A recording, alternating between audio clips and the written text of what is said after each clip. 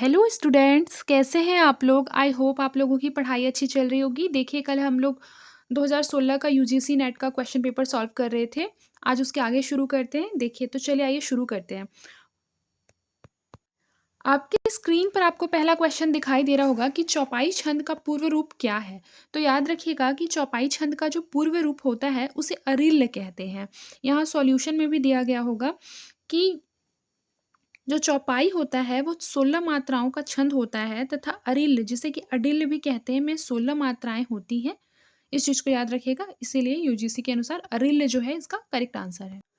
फिर देखिए, इस तरह के स्टेटमेंट वाले क्वेश्चन जो है ना, यूजीसी नेट का सबसे फेवरेट क्वेश्चन है। ये हर साल पूछा जाता है और काफ़ी ज़्यादा पूछा जाता है। देखिए, डिंगल कवियों की वीर गाथाएं, निर्गुणिया संतों की वाणियाँ, कृष्ण भक्त या रागानुगा भक्ति मार्ग के साधकों के पद, राम भक्त या वैधि भक्ति मार्ग के उपासकों की कविताएं, सूफी साधना से पुष्ट मुसलमान कवियों के, ऐतिहासिक हिंदू कवियों के रोमांस और रीति काव्य, ये 6 धाराएं अपभ्रंश कविता का स्वाभाविक विकास है। यह किसका कथन है? तो यह हजारी प्रसाद द्विवेदी का कथन है।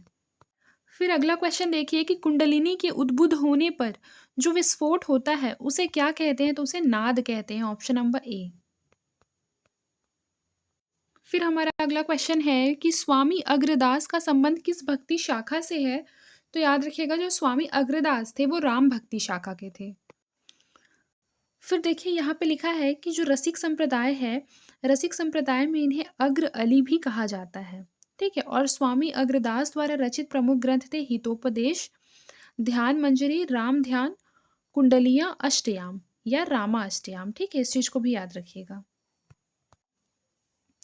जायसी ने अपनी किस काव्य कृति में कयामत का वर्णन किया है? तो याद रखिए, आखिरी कलाम जो है उसमें कयामत का वर्णन किया है। ठीक है, आखिरी कलाम। और देखिए, अगर जायसी के गुरु के बारे में पूछा जाएगा एग्जाम में कि जायसी के गुरु कौन है, तो इस चीज को याद रखिएगा, फकीर शेख मोहिदी, जिसे कि मुईहुद्दीन भी कहते हैं। ठीक है, यानी कि ये इनके गुरु थे। देखिए, ये सॉल्यूशन आपके लिए इंपॉर्टेंट है। यहाँ पे रचना दिया हुआ है जायसी का और उसकी विषय वस्तु क्या है।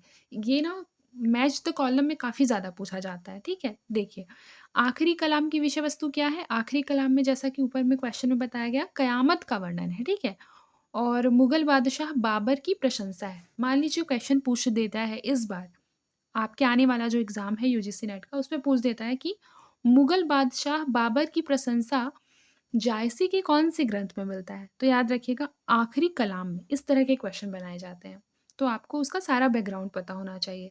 फिर देखिए, वर्णमाला वर्णमाला के एक-एक अक्षर को लेकर सिद्धांत और संबंधित तत्वों से भरी चौपाई जायसी के कौन से ग्रंथ में मिलती है? अखरावट में। फिर मान लीजिए क्वेश्चन ये पूछता है कि आध्यात्मिक विवाह का वर्णन जायसी के कौन से ग्रंथ में है? तो कहरानामा में। और फिर उसके बाद देखिए, मसलानामा में ईश्वर भक्ति के प्रति प्रेम निवेदन है। फिर देखिए, विशिष्टाद्वैतवाद के जो प्रस्तोताचार्य थे वो कौन थे? तो वो रामानुजाचार्य थे। और मैंने आपको बताया शंकराचार्य किसके थे? अद्वैतवाद के। मध्वाचार्य द्वैतवाद के। और रामानंद किसके गुरु थे? बताइए। कबीरदास जी के। फिर अगला क्वेश्चन देखिए कि गौड़ीय संप्रदाय के संस्थापक कौन है? तो याद रखिए, गौड़ीय संप्रदाय के संस्थापक जो है वो चैतन्य महाप्रभु है। देखिए, चैतन्य महाप्रभु गौड़ीय संप्रदाय के संस्थापक है। हित हरिवंश के राधा वल्लभ संप्रदाय, स्वामी हरिदास सखी या टट्टी संप्रदाय, लाल दास जो है वो लाल पंथ के संप्रदाय से। फिर देखिए, हित 84 के रचयिता कौन है? तो याद रखिए, हित हरिवंश जो है, हित हरिवंश वो हित 84 के रचयिता है। ठीक है, इस चीज को याद रखिएगा। देखिए, ये पीवाईक्यू बेस्ड आपको एक क्वेश्चन बता देती हूँ कि देखिए, भंवर गीत किसकी रचना है? ये क्वेश्चन सीजी सेट में लास्ट ईयर पूछा गया था। ठीक है, तो याद रखिएगा, जो भंवर गीत है वो नंददास की रचना है। ठीक है, इस चीज को याद रखिएगा। फिर उसके बाद देखिए कि यह सूचित करने की आवश्यकता नहीं है कि न तो सूर का अवधि पर अधिकार था और न जायसी का ब्रजभाषा पर। यह कथन किसका है? तो ये रामचंद्र शुक्ल जी ने बोला था कि जो सूरदास जी हैं उनका अवधि पर स्थान नहीं था और जायसी का ब्रजभाषा पर स्थान नहीं था। ठीक है। फिर गिरा अरथ जल बीची सम कहियत भिन्न न भिन्न, बंदौ सीता राम पद जिन्हि परम प्रिय खिन्न। यह कवि, मतलब यह जो पंक्तियां हैं कौन से कवि की है? तो ये तुलसीदास जी की पद है। धर्म का प्रवाह कर्म, ज्ञान और भक्ति इन 3 धाराओं में चलता है। इन तीनों के सामंजस्य से धर्म अपनी पूर्ण सजीव दशा में रहता है। किसी एक के भी अभाव से वह विकलांग रहता है। यह कथन किस आलोचक का है? तो यह रामचंद्र शुक्ल जी का है। फिर यहाँ ये भी बहुत इम्पोर्टेंट है। मैंने आपको जैसा बताया था हज़ारी प्रसाद द्विवेदी और रामचंद्र शुक्ल का जो स्टेटमेंट है वो काफ़ी ज़्यादा आता है। देखिए, हज़ारी प्रसाद द्विवेदी जी का कथन है, लेकिन ज़ोर देकर कहना चाहता हूँ कि अगर इस्लाम नहीं आया होता तो भी इस साहित्य का बाहर आना वैसा ही होता जैसा आज है। तो ये बिल्कुल सही है और ये आचार्य हज़ारी प्रसाद द्विवेदी जी कहते हैं। लिखा है किस कवि ने नखशिख शीर्षक से काव्य ग्रंथ की रचना नहीं की है? मतलब ऐसे कौन से कवि हैं जिन्होंने नखशिख शीर्षक से काव्य रचना नहीं की है? तो याद रखिएगा, सबसे पहले तो यूजीसी ने इस प्रश्न का जो उत्तर है वो सी दिया है। मैं आपको बता दूं, नृप शंभू। ठीक है। और बाकी कुलपति मिश्र, सूरती मिश्र और पजनेस ने किया है। हालांकि ये सभी काव्य जो यहाँ पे काव्यकार है उन्होंने नखशिख शीर्षक से वर्णन किया है, लेकिन यूजीसी ने जो है वो आंसर ऑप्शन नंबर सी लिया था। फिर अंग दर्पण किस कवि की रचना है? तो याद रखिए रसलीन। रसलीन की रचना है अंग। चिरजीवों जोरी जुरे क्यों न स्नेह गंभीर, को घटी ये वृष भानुजा वे हलधर के वीर। ठीक है। वृष भानुजा और हलधर में कौन सा अलंकार है? तो श्लेष अलंकार है। बताइए श्लेष अलंकार कहाँ होता है? आइए सॉल्यूशन देखते हैं। देखिए, जहाँ किसी भी शब्द के एक से अधिक अर्थ निकले वहाँ श्लेष अलंकार होता है। श्लेष शब्द श्लिष्ट शब्द से निष्पन्न हुआ है जिसका अर्थ होता है चिपका हुआ। श्लिष्ट शब्द में एक से अधिक अर्थ चिपके हुए रहते हैं। ठीक है। प्रतीप अलंकार क्या होता है? तो जहाँ उपमेय को उपमान से श्रेष्ठ बताया जाए और कारण न दिया हो वहाँ प्रतीप अलंकार होता है। प्रतीप शब्द जो होता है उसका अर्थ होता है विलोम, विरुद्ध या उल्टा। इस अलंकार में उपमा अलंकार के विपरीत की स्थिति होती है। ब्याज प्रस्तुति अलंकार क्या होता है? देखिए, जहाँ देखने और सुनने में तो निंदा प्रतीत हो पर वास्तव में वहाँ प्रशंसा की जाए, वहाँ ब्याज स्तुति अलंकार होता है। ठीक है, इस चीज को याद रखिए। फिर देखिए, पानी अपार घन आनंद उगती ओछी, जतन जुगती जोन्ह कौन पै नपती है। उक्त काव्यांश में कवि क्या कहना चाहते हैं? तो कवि कहना चाहते हैं कि नायिका के सौंदर्य की तुलना में मेरी उक्ति निकृष्ट है। ऑप्शन नंबर सी। अष्टछाप में सूरदास के पीछे इन्हीं का नाम लेना पड़ता है। इनकी रचना भी बड़ी सरस और मधुर है। इनके संबंध में यह कहावत प्रसिद्ध है कि और कवि गढ़िया नंददास जड़िया। यह कथन जो है वो किस आलोचक की है? तो याद रखिएगा रामचंद्र शुक्ल जी की है कि और कवि गढ़िया नंददास जड़िया। फिर देखिए, निम्नलिखित में से मैथिली शरण गुप्त की कौन सी रचना नायिका प्रधान नहीं है? तो याद रखिएगा मैथिली शरण गुप्त जी की जो पंचवटी है वो नायिका प्रधान नहीं है। यशोधरा नायिका प्रधान है। साकेत भी जो है वो नायिका प्रधान है। विष्णु प्रिया भी नायिका प्रधान है। और याद रखिएगा जिसका भी प्रकाशन वर्ष है ना बहुत इंपॉर्टेंट है। जैसे देखिए, पंचवटी का प्रकाशन वर्ष 1925, साकेत का प्रकाशन वर्ष 1931, यशोधरा का 1932, विष्णु प्रिया का 1957। और इसको अगर क्रम में सजाने के लिए आगे आगे प्रकाशन वर्ष के अनुसार मैथिली शरण गुप्त जी की रचनाओं का क्रम सजाना है। तो आपको सबसे पहले पता होना चाहिए पंचवटी, उसके बाद साकेत, साकेत के बाद यशोधरा, फिर विष्णु प्रिया। ठीक है, इस चीज को याद रखिएगा। छोड़ द्रुमों की मृदु छाया, तोड़ प्रकृति से भी माया, बाले तेरे बाल जाल में कैसे उलझा दूं लोचन। इन काव्य पंक्तियों के रचयिता कौन है? तो इन काव्य पंक्तियों के रचयिता जो है वो सुमित्रा नंदन पंत जी हैं। दिनकर की किस कृति का कथानायक कर्ण है? तो याद रखिएगा रश्मि रथी। रश्मि रथी जो है वो दिनकर की कृति का कथानायक है। एक इम्पॉर्टेंट चीज देख लीजिए कि जो रश्मि रथी है उसका प्रकाशन वर्ष 1952 में है और ये खंड काव्य है। ठीक है, इस चीज को याद रखिएगा। इसके अतिरिक्त जो रामधारी सिंह दिनकर है उनकी जो रचना है उर्वशी वो 1961 में गीति नाट्य काव्य है। ठीक है। फिर उसका जो कथानायक है वो पुरूरवा है। परशुराम की प्रतीक्षा 1963 जिसका कथानायक ऋषि परशुराम है। ठीक है, इस चीज को याद रखिएगा। रश्मि रथी के कर्ण, उर्वशी के पुरूरवा, परशुराम की ऋषि परशुराम। फिर अगला क्वेश्चन है, अब तक क्या किया जीवन क्या जिया, ज्यादा लिया और दिया बहुत बहुत कम। ये मुक्तिबोध की कविता है। फिर देखिए मौन भी अभिव्यंजना है, जितना तुम्हारा सच है उतना ही कहो। मौन के इस रचनात्मक संदर्भ की अभिव्यक्ति अज्ञेय ने अपनी किस काव्य कृति में की है? तो इंद्रधनुष रौंदे हुए में इन्होंने ये चीज कहा है, ठीक है, कि मौन भी अभिव्यंजना है, जितना तुम्हारा सच है उतना ही कहो।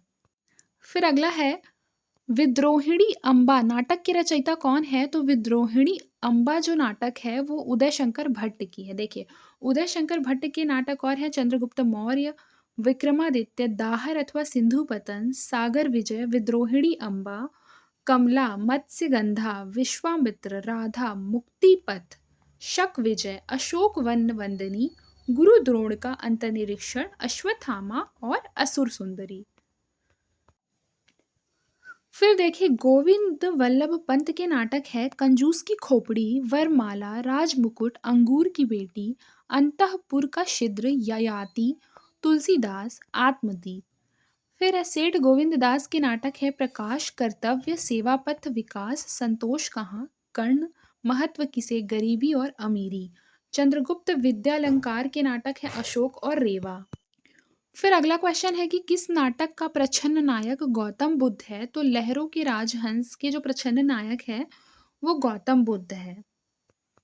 देखिए, लहरों के राजहंस का जो प्रकाशन वर्ष है 1963 है, और मोहन राकेश जो हैं इसके नाटककार हैं।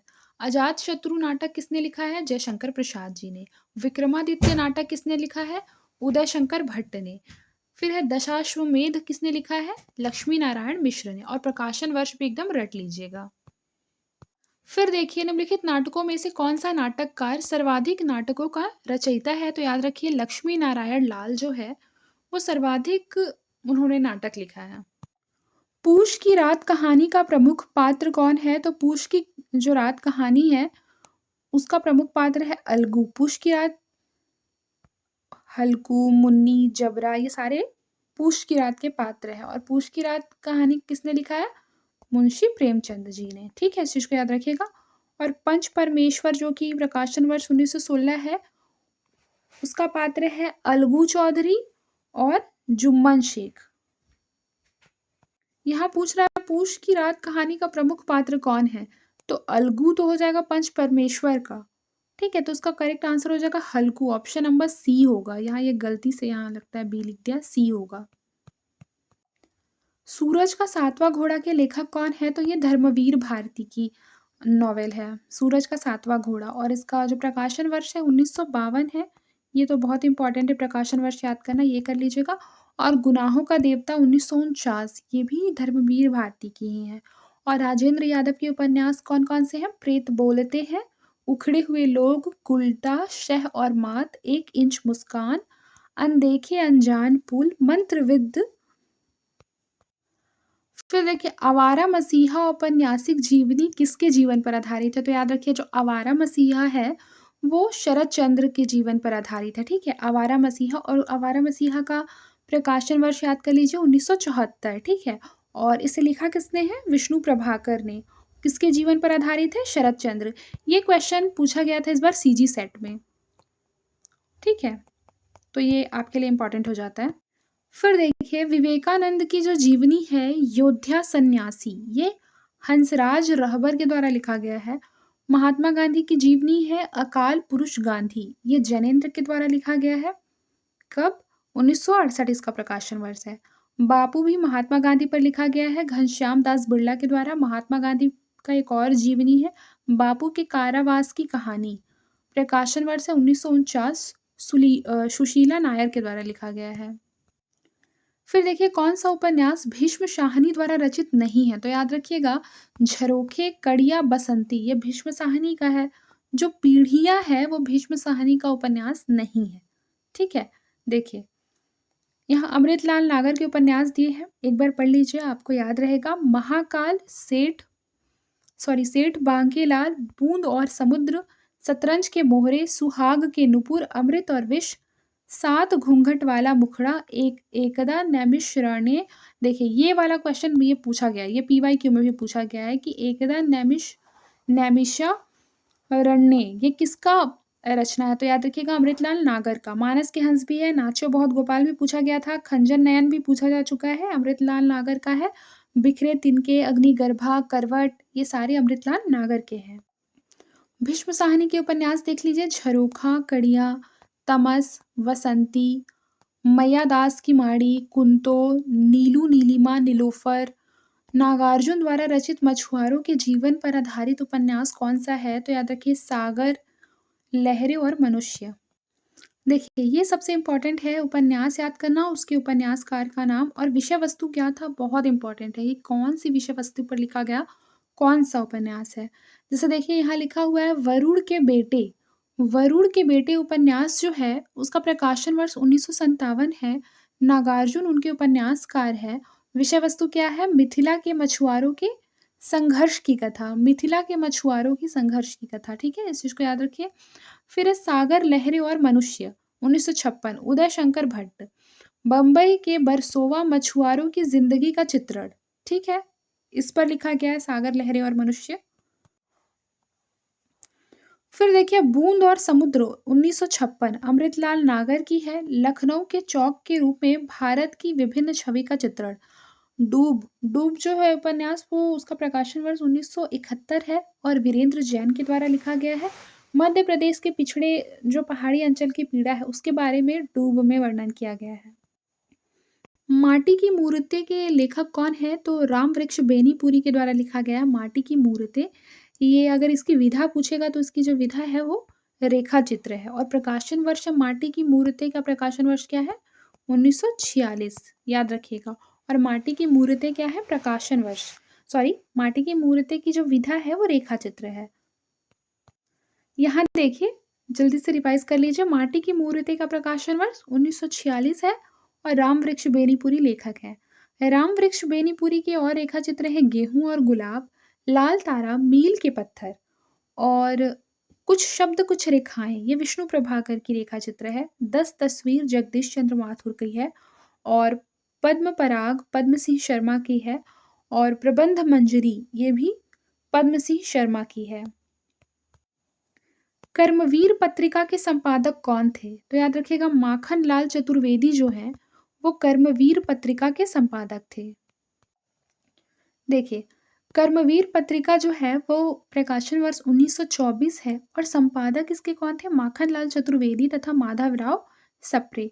और ये साप्ताहिक पत्रिका थी और जबलपुर से प्रकाशित होती थी। साहित्य संदेश पत्रिका जो है 1937 ईस्वी में प्रकाशन वर्ष है बाबू गुलाब राय के द्वारा। ये मासिक पत्रिका थी, आगरा से प्रकाशित होती थी। और सरस्वती पत्रिका जो है 1902 इसका प्रकाशन वर्ष था, श्याम सुंदर दास के द्वारा मासिक पत्रिका थी और काशी। महात्मा गांधी की जीवनी अकाल पुरुष गांधी के लेखक कौन है? अकाल पुरुष गांधी के जो लेखक हैं वो जैनेन्द्र कुमार हैं। इनमें से कौन सा संस्मरणात्मक ग्रंथ कृष्णा सोबती के द्वारा रचित है? तो याद रखिएगा हम हशमत। हम हशमत जो है वो कृष्णा सोबती के द्वारा रचित है। हम हशमत, हम हशमत ग्रंथ का जो प्रकाशन वर्ष है वो 1977 है। और हम हशमत के भाग 3 है, याद रखिएगा। ये भी पूछा जा सकता है कि संस्मरणात्मक ग्रंथ हम हशमत कितने भागों में विभक्त है? तो 3 भागों में, ये तक पूछा जाता है एग्जाम में, ठीक है। तो हमको बहुत डीप स्टडी करना है। फिर देखिए कविता कवि व्यक्तित्व की अभिव्यक्ति नहीं व्यक्तित्व से पलायन है, यह कथन किसका है? यह टी.एस. इलियट का कथन है। फिर देखिए कविता रचना का वह प्रकार है जो वैज्ञानिक कृतियों से अर्थ में भिन्न है कि कविता का तात्कालिक प्रयोजन आनंद है, सत्य नहीं, कॉलरिज ने बोला था। नैतिकता सिर्फ दुनियादारी है और आचार संहिता इष्ट सिद्धि की सामान्यतम व्यवस्था की अभिव्यक्ति है, रिचर्ड्स ने बोला था। बायोग्राफिया लिटरेरिया के लेखक कौन है? तो याद रखिए बायोग्राफिया लिटरेरिया के जो लेखक हैं वो कॉलरीज हैं। पेरी इप्सुस के आधार पर काव्य में उदात्त तत्व की अवधारणा का प्रवर्तन किसने किया है? ये लॉन्जाइनस ने किया है, उदात्त तत्व की अवधारणा का प्रवर्तन। और याद रखिए पेरी इप्सुस ग्रंथ जो है वो 1554 उसका प्रकाशन वर्ष है। फिर देखिए श्रेष्ठ कविता प्रबल मनोवेगों का सहज उच्छलन है, किंतु इसके पीछे कवि की विचारशीलता और गहन चिंतन होना चाहिए। यह विचार किस पाश्चात्य चिंतन का है? तो इसका करेक्ट आंसर हो जाएगा वर्ड्सवर्थ। फिर देखिए अगला क्वेश्चन क्या है कि नया साहित्य नए प्रश्न, इस ग्रंथ के लेखक कौन है? तो नंद दुलारी वाजपेयी ने लिखा था नया साहित्य नए प्रश्न। और इसका प्रकाशन वर्ष भी आप देख लीजिएगा। इसका प्रकाशन वर्ष है 1955। ये आप नोट डाउन करते जाइएगा जितने भी इम्पोर्टेंट फैक्ट हैं। प्रतिभा का संबंध किससे है? तो इस चीज को याद रखिए। प्रतिभा काव्य हेतु के 3 भेद होते हैं। यहाँ देखिए काव्य हेतु के 3 भेद होते हैं, प्रतिभा, व्युत्पत्ति और अभ्यास। 3 भेद होते हैं काव्य के, ठीक है। और काव्य प्रयोजन का क्या तात्पर्य होता है? तो काव्य प्रयोजन का तात्पर्य होता है काव्य रचना करने के उद्देश्य। लिखा है कवि वचन सुधा के संपादक कौन थे? तो याद रखिए कवि वचन सुधा के जो संपादक थे वो भारतेंदु हरिश्चंद्र थे। रचना काल के आधार पर निम्नलिखित रचनाओं का सही अनुक्रम क्या है? तो आइए इसका आंसर देख लेते हैं। सबसे पहले ज्ञानदीप रचना का प्रकाशन वर्ष 1619 है। शेख नबी इसके रचनाकार है। हंस जवाहिर 1731 काशिम शाह के द्वारा लिखा गया है। इंद्रावती नूर मोहम्मद के द्वारा 1744 प्रकाशन वर्ष है। अनुराग बासुरी जो है वो भी नूर मोहम्मद के द्वारा 1764 इसका प्रकाशन वर्ष है। रचना काल के आधार पर निम्नलिखित रचनाओं का सही अनुक्रम पूछा है। सबसे पहले मुल्ला दाऊद का चंदायन, फिर मृगावती, फिर मधुमालती और फिर चित्रावली। आइए इसका प्रकाशन वर्ष और रचनाकार देख लेते हैं। देखिए चंदायन का प्रकाशन वर्ष 1379 है, ठीक है। और मैंने आपको पहले बताया मुल्ला दाऊद इसके रचनाकार है। मृगावती के प्रकाशन वर्ष 1503 है। और कुतुबन जो है इसके रचनाकार है। मधुमालती 1545 प्रकाशन वर्ष है। मंझन इसके रचनाकार है। चित्रावली 1613 उस्मान इसके रचनाकार है। फिर देखिए जन्म काल के आधार पर रचनाकारों का सही अनुक्रम। तो सबसे पहले केशवदास जी का जन्म हुआ था, फिर सेनापति, फिर चिंतामणि और फिर भूषण। ऑप्शन नंबर सी इसका करेक्ट आंसर हो जाएगा। जन्म काल के आधार पर निम्नलिखित कवियों का सही अनुक्रम पूछा है। तो सबसे पहले भारतेंदु हरिश्चंद्र का जन्म हुआ था, फिर बद्री नारायण चौधरी प्रेमघन का, उसके बाद प्रताप नारायण मिश्र, फिर जगमोहन। देखिए भारतेंदु का जो जन्म काल था वो 1850 से लेकर 1885, ये आपको एकदम रटा होना चाहिए। फिर बद्री नारायण चौधरी प्रेमघन का 1855 से लेकर 1923, प्रताप नारायण मिश्र 1856, जगमोहन सिंह का था 1857। जयशंकर प्रसाद जी की काव्य कृतियों का सही अनुक्रम क्या है? तो याद रखिए सबसे पहले कानन कुसुम है, फिर झरना, फिर आंसू, फिर लहर। ठीक है, इस चीज को याद रखिएगा। कानन कुसुम जो है 1913 में लिखा गया था, ये चीज याद रखिएगा। प्रकाशन वर्ष 1913 है, ठीक है। और जो झरना है 1918, आंसू 1925 और लहर जो है 1933। लहर जो है 1933, कमायनी 1935। फिर जन्म काल के आधार पर कवियों का अनुक्रम है। तो सबसे पहले नागार्जुन का जन्म हुआ था, फिर भवानी प्रसाद मिश्र, फिर त्रिलोचन, फिर Naresh Mehta. Option number C. एक बार जन्म काल रिवाइज कर लीजिए। नागार्जुन का जो जन्म हुआ था 1911 में हुआ था, भवानी प्रसाद मिश्र का 1913 में, त्रिलोचन का 1917 में और नरेश मेहता का 1921 में। फिर प्रकाशन वर्ष के अनुसार भीष्म साहनी के नाटकों का सही अनुक्रम क्या है? तो देखिए हानुश, उसके बाद कबीरा खड़ा बाजार में, माधवी और आलमगीर। ठीक है, यहाँ सारे का वो लिखा हुआ है प्रकाशन वर्ष, वो भी आप एक बार देख लेंगे। कथा वस्तु को प्रधान फल की प्राप्ति की ओर अग्रसर कराने वाले चमत्कार पूर्ण अंश को अर्थ प्रकृति कहा जाता है। इन 5 अर्थ प्रकृतियों का सही अनुक्रम क्या है? तो याद रखिए पहले बीज है, फिर बिंदु, फिर पताका, प्रक्रिया, कार्य। ऑप्शन नंबर डी इसका करेक्ट आंसर हो जाएगा। फिर देखिए प्रकाशन वर्ष के अनुसार मृदुला गर्ग के उपन्यासों का सही अनुक्रम क्या है? तो याद रखिए उसके हिस्से की धूप, फिर चितकोबरा, मैं और मैं, कठगुलाब। ऑप्शन नंबर ए इसका करेक्ट आंसर हो जाएगा। उसके हिस्से की धूप जो है उसका प्रकाशन वर्ष 1975 है। वंशज 1976, चितकोबरा 1979, फिर अनित्य, उसके पश्चात मैं और मैं 1984, कठगुलाब का 1996। प्रकाशन वर्ष के आधार पर जयशंकर प्रसाद के कहानी संग्रह के बारे में लिखा हुआ है। सबसे पहले छाया, फिर प्रतिध्वनि, फिर आकाशदीप, फिर इंद्रजाल। ऑप्शन नंबर बी इसका करेक्ट आंसर हो जाएगा। देखिए, छाया जो है 1912 में लिखा गया है, प्रतिध्वनि 1926 में लिखा गया है, आकाशदीप जो है 1929 में लिखा गया है, आंधी 1931 में लिखा गया है और इंद्रजाल जो है 1936 में लिखा गया है। प्रकाशन वर्ष के अनुसार निम्नलिखित उपन्यासों का सही अनुक्रम क्या है? तो देखिए, सूनी घाटी का सूरज, फिर सीमाएं टूटती है, फिर मकान, फिर विश्रामपुर का संत। ये सभी उपन्यास है, ठीक है। सबसे पहले प्रकाशन वर्ष के अनुसार इसे लिखा गया है। तो आइए इसे देख लेते हैं। ये सभी उपन्यास जो हैं श्रीलाल शुक्ल के द्वारा लिखा गया है। सूनी घाटी का सूरज का प्रकाशन वर्ष 1957 है, अज्ञातवास का 1962 है, राग दरबारी का 1968, सीमाएं टूटती हैं 1973, मकान 1976, पहला पड़ाव 1976, विश्रामपुर का संत 1998। प्रकाशन वर्ष के अनुसार आत्मकथाओं का सही अनुक्रम देख लेते हैं। फिर देखिए, सबसे पहले क्या भूलूं क्या याद करूं जो हरिवंश राय बच्चन का है, फिर बसेरे से दूर, फिर टुकड़े दास्तान जो मैंने किया। ऑप्शन नंबर ए इसका करेक्ट आंसर हो जाएगा। आइए प्रकाशन वर्ष पर नजर डालते हैं। क्या भूलूं क्या याद करूं का जो प्रकाशन वर्ष है वो 1969 है और नीड़ का निर्माण फिर ये भी हरिवंश राय बच्चन का है 1970। बसेरे से दूर हरिवंश राय बच्चन का है। दश द्वार से सोपान तक हरिवंश राय बच्चन का है। टुकड़े टुकड़े दास्तान अमृतलाल नागर का आत्मकथा है और जो मैंने किया यादों का चिराग जलती हुई नदी कमलेश्वर का है। यहाँ एक इम्पॉर्टेंट फैक्ट है, इसे देख लीजिए। बच्चन जी ने अपनी आत्मकथा को स्मृति यात्रा यज्ञ कहा था। स्मृति यात्रा यज्ञ। प्रकाशन वर्ष के अनुसार निबंध संग्रहों का सही अनुक्रम क्या है? तो देखिए, पहले अशोक का फूल। अशोक का फूल का 1948 है, हजारी प्रसाद द्विवेदी के द्वारा लिखा गया है। फिर कल्पलता। कल्पलता का 1951 है। कूटज। कूटज का 1964। आलोक पर्व। आलोक पर्व का 1972। ठीक है, इस चीज को याद रखिएगा। ये सारा हजारी प्रसाद द्विवेदी जी का निबंध संग्रह है।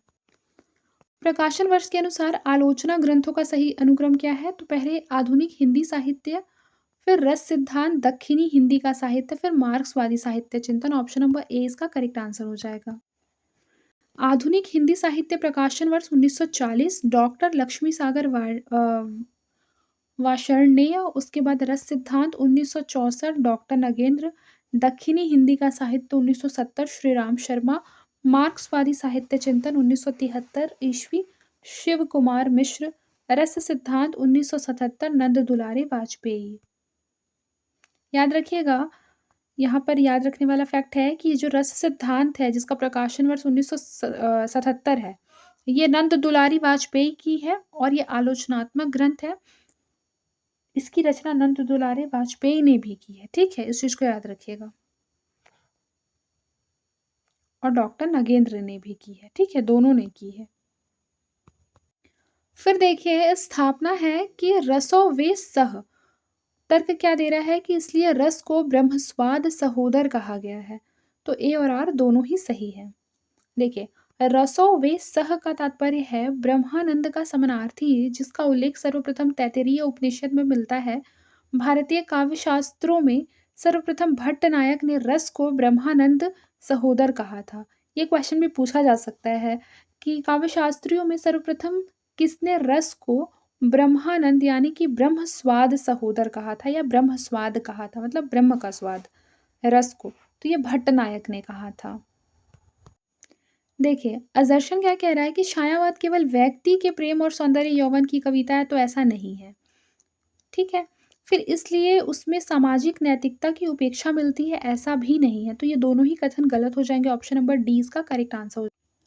देखिए, अजर्शन क्या कह रहा है कि प्रसाद के अनुसार काव्य मन और आत्मा की संकल्पनात्मक अनुभूति है, जिसका संबंध विश्लेषण, विकल्प या विज्ञान से नहीं है। ये बिल्कुल सही है। फिर उसके बाद क्या लिखा हुआ है,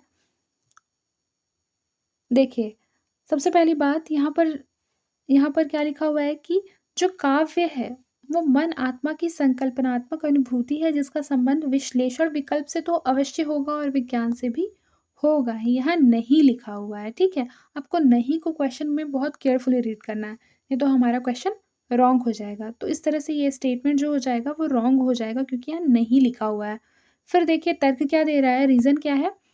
क्योंकि काव्य आत्मा की मनन शक्ति की वह असाधारण अवस्था है जो श्रेय सत्य को उसके मूल चारुत्व में सहसा ग्रहण कर युगों की समष्टि अनुभूतियों में अंतर्निहित शाश्वत चेतनता का काव्य में सृजन करती है। इसलिए छायावादी काव्य की मूल चेतना रहस्यवादी है। इस तरह से करेक्ट आंसर हो जाएगा ऑप्शन नंबर ए। फिर आइए देखिए अगला क्वेश्चन क्या है। अजर्शन कह रहा है कि शुद्ध वियोग का दुख केवल प्रिय के अलग हो जाने की भावना से उत्पन्न क्षोभ या विषाद है, जिसमें प्रिय के दुख या कष्ट आदि की कोई भावना नहीं रहती। देखिए ये चीज, ये केवल, नहीं, ये बहुत एक्सट्रीम वर्ड है और मैंने आपको टिप्स एंड ट्रिक वाले जो वीडियो है उसमें बताया था कि इस तरह के जो स्टेटमेंट होते हैं उसे हमें रॉन्ग करना है, ठीक है। तो हमारा ए रॉन्ग हो गया। फिर देखिए क्योंकि जिस व्यक्ति से किसी भी घनिष्ठता और प्रीति होती है वह उसके जीवन में बहुत से व्यापारों या मनोवृत्तियों का आधार होता है। तो इसका जो रीज़न है वो सही है। इस तरह से करेक्ट आंसर हो जाएगा ऑप्शन नंबर बी। ए गलत और आर सही। फिर देखिए अजर्शन क्या कह रहा है कि आद्य बिंब आदिम मनुष्य की ऐन्द्रिक कल्पना है, ये चीज़ बिल्कुल सही है। इसलिए आगे चलकर कथात्मक तत्वों के सम्मिलन से यही आद्य बिंब मिथक रूप में विकसित हुआ है। तो इस तरह से जो करेक्ट आंसर हमारा हो जाएगा वो हो जाएगा ऑप्शन नंबर सी, दोनों ही सही है। फिर देखिए अजर्शन है कि रस व्यापक स्तर पर भारतीय काव्य का महत्वपूर्ण तत्व है, इसलिए संपूर्ण हिंदी कविता का एकमात्र निकष रस है। तो ये चीज़ गलत है क्योंकि यहाँ पे एकमात्र लिखा है, ठीक है। ऑप्शन नंबर जो डी होगा ये इसका करेक्ट आंसर होगा, ठीक है। देखिए अजर्शन क्या कह रहा है कि साहित्य जनता की अभिजात्य चित्तवृत्तियों का प्रतिबिंब है। तो बताइए ऐसा हो सकता है क्या कि अभिजात्य चित्तवृत्तियों के द्वारा ही साहित्य लिखी जाए? नहीं, सभी प्रकार की चित्तवृत्तियों का जो प्रतिबिंब होता है वह साहित्य होता है। तो हमारा जो अजर्शन हो जाएगा वो रॉन्ग हो जाएगा। तर्क क्या दे रहा है? क्योंकि साहित्य में अभिव्यक्ति भाव और विचार जन सामान्य की धरोहर नहीं होते। धरोहर क्या होते हैं? होते हैं। इस तरह से ये भी गलत हो जाएगा और करेक्ट आंसर हो जाएगा option number D, both are wrong. Assertion क्या कह रहा है कि साहित्य लेखक के विशिष्ट व्यक्तित्व का प्रकाशन है। तो ये चीज गलत है क्योंकि जन समूह के पास अपने अनुभवों को व्यक्त करने की कलात्मकता सामर्थ्य नहीं होती है। तो देखिए सबसे पहली बात कि जो साहित्य लेखन है वो कोई भी कर सकता है, ऐसा नहीं है कि वो लेखक ही करेगा, ठीक है। इस चीज़ को याद रखिएगा, उसके लिए कोई विशिष्ट लेखक की आवश्यकता नहीं होती। इसलिए ये जो स्टेटमेंट है हमारा रॉन्ग हो जाएगा और ये जो इसका तर्क दिया हुआ है ये चीज़ सही दिया हुआ है। दार्शनिकता और अनुभूति संपन्नता से ही व्यक्तित्व का समाजीकरण नहीं हो जाता, ये चीज़ सही है। फिर उसके बाद तर्क क्या दे रहा है? क्योंकि व्यक्तित्व के समाजीकरण के लिए अपनी शक्तियों को मानव कल्याण और सामाजिक कार्य की ओर उन्मुख करना होता है। इस तरह से ये दोनों ही सही है। ऑप्शन नंबर सी इसका करेक्ट आंसर हो जाएगा। देखिए रास पंचाध्यायी जो है वो नंददास की है, हम सबको पता है। प्रेम वाटिका जो है रसखान की है, बचपन से पढ़ते आ रहे हैं। कवित्त रत्नाकर सेनापति की है, ये भी हमें पता है। बरवे नायिका भेद ये रहीम दास जी की है। इस तरह से करेक्ट आंसर हो जाएगा ऑप्शन नंबर डी। फिर आइए देखिए प्रेम माधुरी जो है 1875, मतलब ए का तीन किस में है? ऑप्शन नंबर सी इसका करेक्ट आंसर हो जाएगा। अगर हम एक भी मैच कर लेते हैं तो बाकी हमारा आंसर आ जाता है। समटाइम्स ऐसा होता है बट समटाइम्स ऐसा होगा कि आपको सारे याद होने चाहिए, ठीक है। तो हम याद सारा करेंगे। जैसे एकांतवास योगी इसका 1886 हो जाएगा। हिम तरंगिणी का 1948 प्रकाशन वर्ष है। निहार का 1930। फिर मैच द कॉलम ये भी है, आइए से मैच कर लेते हैं। राधा जो है वो प्रिय प्रवास की नायिका है। जाम्बवन राम की शक्ति पूजा में मिलते हैं। युधिष्ठिर महाप्रस्थान में है और केश कंबली असाध्य वीणा में है। इस तरह से करेक्ट आंसर हो जाएगा ऑप्शन नंबर बी। उपन्यासों को उनके लेखकों से मैच करना है, आइए देखते हैं इसका करेक्ट आंसर क्या है। देखिए भाग्यवती भाग्यवती श्रद्धाराम फिलौरी का है। नूतन ब्रह्मचारी इसके जो लेखक हैं बालकृष्ण भट्ट हैं। और अधखिला फूल का अयोध्या सिंह उपाध्याय हरिऔध आदर्श दंपति Lajjaram Mehta. Option number A इसका करेक्ट आंसर हो जाएगा। फिर ये सारी आत्मकथाओं को उनके लेखकों के साथ मैच करना है, तो आइए देखते हैं। सबसे पहले लिखा है पानी बीच मीन प्यासी, ये मिथिलेश्वर की है। उसके पश्चात आज के अतीत, ये भीष्म साहनी की है। पिंजरे की मैना चंद्र किरण सोनरेखा की है। हादसे हादसे जो है रमणिका गुप्ता की, यानी कि ऑप्शन नंबर डी इसका करेक्ट आंसर हो जाएगा। फिर देखिए भरत, भरत जो है वो नाट्य शास्त्र, ठीक है। फिर धनंजय, धनंजय का हो जाएगा दश रूपक। फिर सागर नंदी का हो जाएगा नाटक लक्षण रत्नकोश। फिर रामचंद्र गुणचंद्र, इसके नाट्य दर्पण, यानी कि ऑप्शन नंबर ए इसका करेक्ट आंसर हो जाएगा। हम सबको देखिए, सबसे पहली बात तो ये काफ़ी ईज़ी क्वेश्चन हो जाएगा। कैसे ईज़ी क्वेश्चन हो गया है हमारा, देखिए, हम सबको पता है, ये तो एकदम रटा हुआ फैक्ट है कि भरत मुनि ने नाट्य शास्त्र की रचना की है। तो भरत मुनि का नाट्य शास्त्र अगर हम एक ही मैच कर ले कि ए का 3, तो ए का जो 3 है वो यहाँ हमको दिखाई दे रहा है, ठीक है? तो ऐसे ही आंसर आ जाएगा। आज के लिए बस इतना ही, मिलते हैं नेक्स्ट क्लास में, और नेक्स्ट क्लास में हम फिर 2017 के क्वेश्चन पेपर को सॉल्व करेंगे, क्योंकि पीवाईक्यू हमारे एग्जाम के लिए बहुत इंपॉर्टेंट है। तो तब तक के लिए अपना ख्याल रखिए और मन लगाकर पढ़ाई करते रहिए।